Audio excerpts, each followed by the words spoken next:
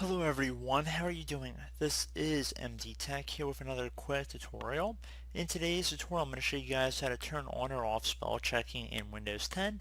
So do not confuse this with Office spell checking like Office Excel or Word or PowerPoint or whatnot. So basically we're going to show you guys how to auto-correct misspelled words or highlight misspelled words in the Windows operating system. So this should hopefully be a pretty straightforward tutorial, and without further ado, let's jump into it. So we're going to begin by opening up the Start menu just by left clicking on the Start button one time, and you want to type in Settings.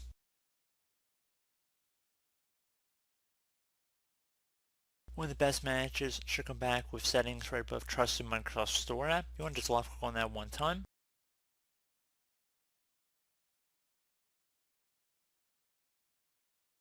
So now you're underneath the Windows settings here. You want to go and left click on Devices. So select Devices here.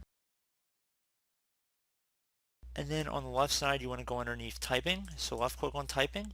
And you want to make sure autocorrect misspelled words and highlight misspelled words are both turned on. Again, obviously depending if you're trying to turn on spell checker or not, but how it's currently set up, it will enable it, so just turn both of these to the off position if you wanted to do otherwise. So hopefully this tutorial was able to help you guys out, and as always, thank you for watching, and I do look forward to catching you all in the next tutorial.